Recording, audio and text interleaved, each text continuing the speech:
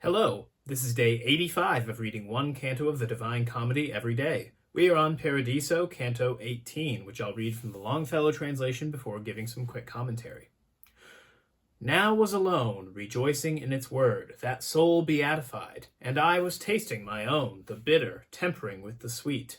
And the lady who to God was leading me said, Change thy thought, consider that I am near unto him who every wrong disburdens.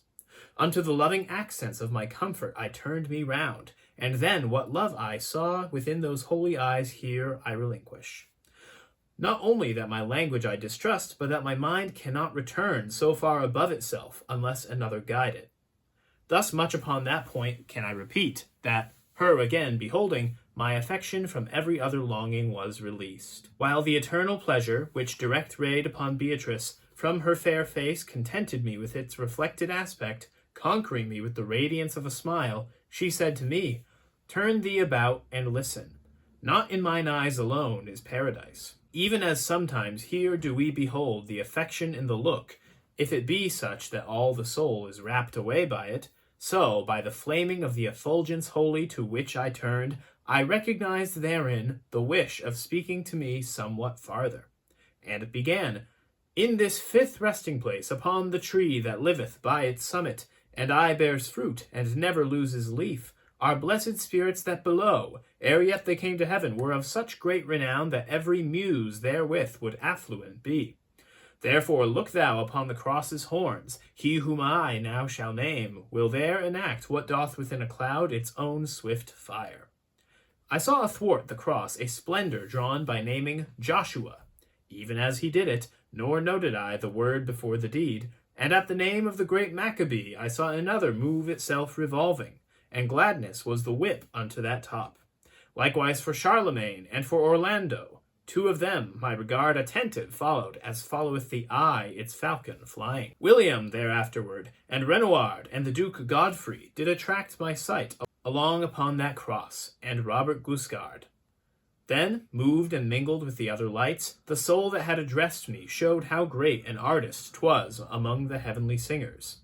To my right side I turned myself around, my duty to behold in Beatrice either by words or gesture signified, and so translucent I beheld her eyes, so full of pleasure, that her countenance surpassed its other and its latest wont. And as, by feeling greater delectation, a man in doing good from day to day becomes aware his virtue is increasing, so I became aware that my gyration with heaven together had increased its arc, that miracle beholding more adorned, and such as is the change in little lapse of time in a pale woman, when her face is from the load of bashfulness unladen, such was it in mine eyes when I had turned, caused by the whiteness of the temperate star, the sixth, which to itself had gathered me. Within that jovial torch did I behold the sparkling of the love which was therein delineate our language to mine eyes, and even as birds uprisen from the shore, as in congratulation over their food, make squadrons of themselves, now round, now long, so from within those lights the holy creatures sang, flying to and fro, and in their figures made of themselves now D, now I, now L. First singing they to their own music moved, then one becoming of these characters, a little while they rested and were silent. O divine Pegasia, thou who genius dost glorious make and render it long-lived, and this through thee the cities and the kingdoms, illume me with thyself, that I may bring their figures out as I have them conceived. Apparent be thy power in these brief verses.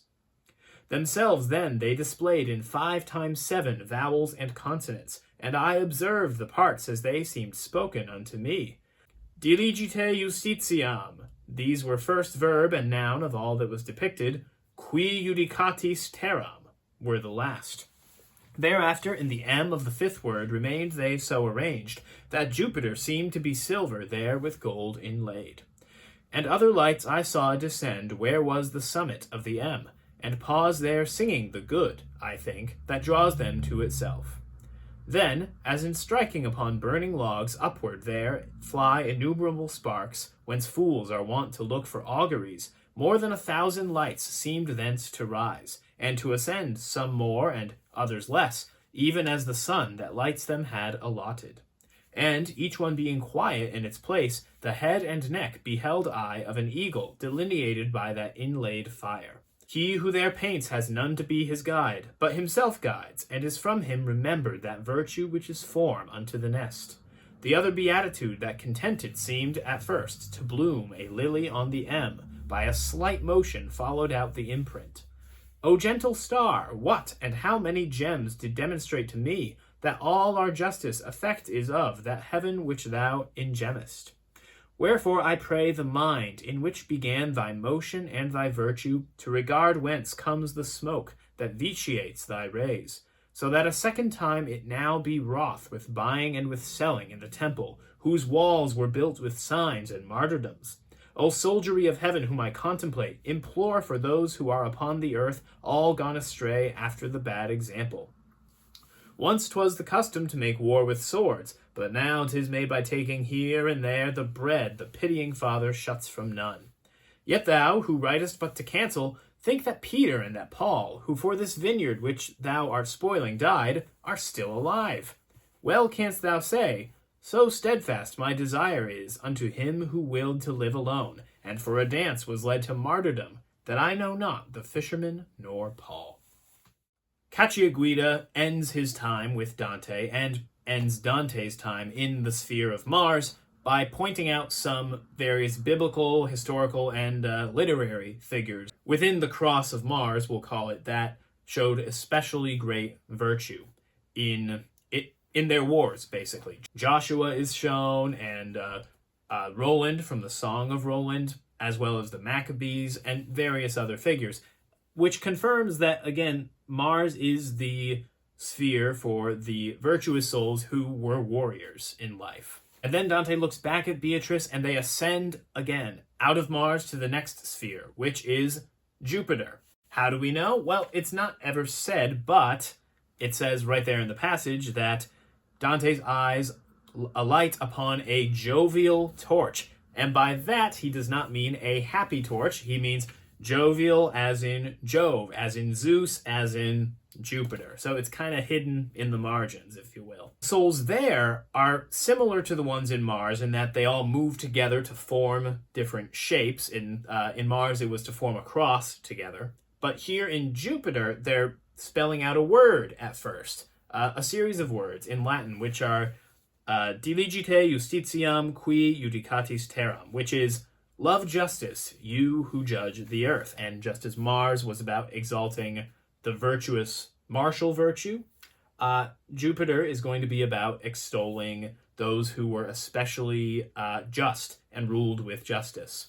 The rest of the canto is taken by Dante to meditate a little bit upon where justice comes from, as well as its misuse and absence upon the earth. Justice on the earth comes from the mind of God, comes from heaven itself, and is enacted imperfectly because humans are imperfect, but the idea of it comes from heaven. Then also Mark Musa helps explain the last verses of the canto, where Dante rebukes those who misuse church authority, who kind of weaponize it. He calls it buying and selling in the temple, to recall the famous incident from the gospel, to do what many of the popes at the time were doing, general corruption, but he also cites kind of weaponized excommunication. Excommunication, if you remember, is the declaration that somebody has removed themselves from the church, from the body of Christ, either by their great scandal, their public actions against the faith, or by holding to some heresy, etc. And it's meant to be medicinal. It's meant to say, hey, look, you're out of bounds. You got to get back into the fold here. But in Dante's day, this was something that was being weaponized. A pope could excommunicate somebody, and they would pay money for him to cancel it.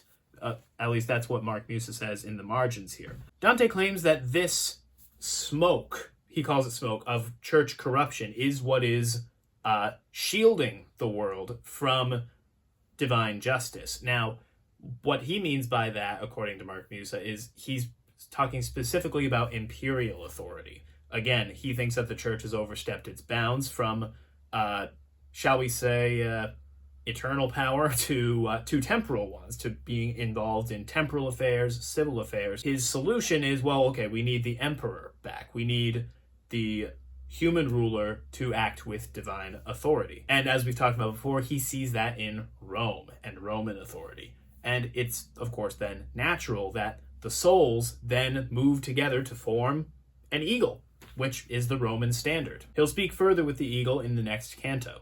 That's all for today, though. I'll see you tomorrow.